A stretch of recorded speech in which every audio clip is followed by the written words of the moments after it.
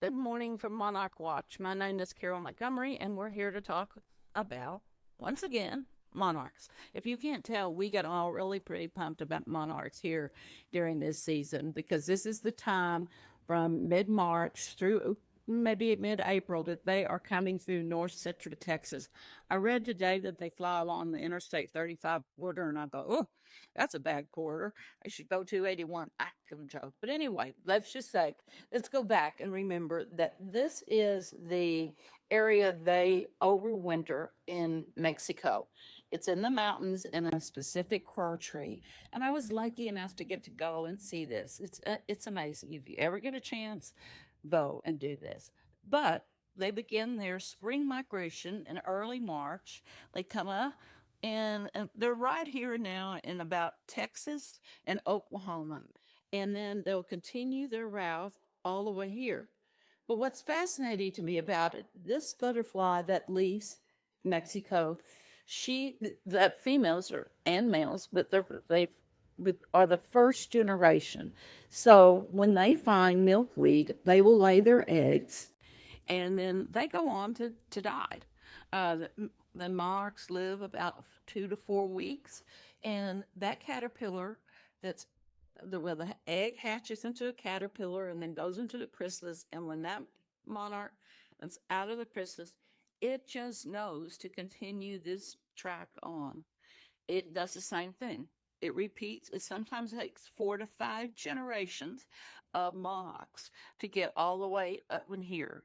They over summer up here, and then I find this fascinating. They are called the super generation. These monarchs that are living up here, have been adult male and females and laid eggs, but they turn into an asexual monarch. So that one is coming back south is the same generation. That generation flies all the way back.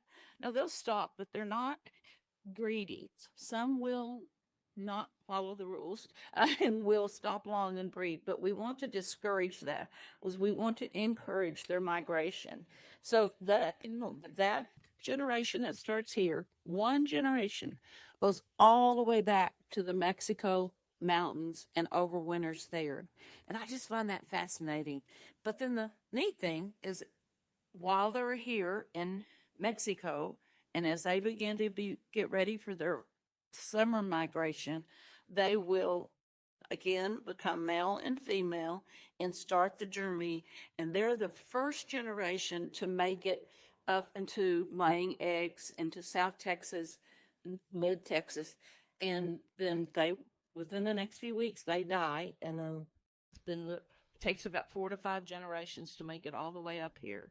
But the fact that Mother Nature has figured out or it gives these monarchs this ability. This monarch was all the way back. It's a long trip. It didn't start here.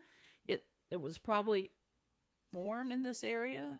I call that born, but it became a butterfly in this area, and then it's a super generation that goes all the way back now. When I first read about this, I thought I was being pranked. I thought, well, that's fake news. But I did some research and kept researching it, and that is what happens, and it's just fascinating.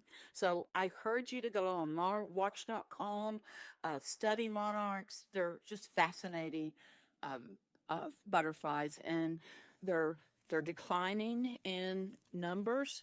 Some of it is, if you think about it, this midsection of the U.S. has become large farms. What would have been native land with native plants, and then sometimes these large farms, industrial farms, have used herbicides.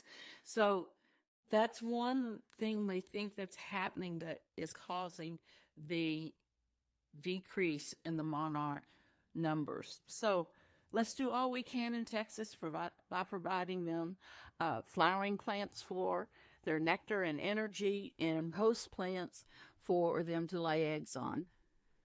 Love it. Thank you for watching.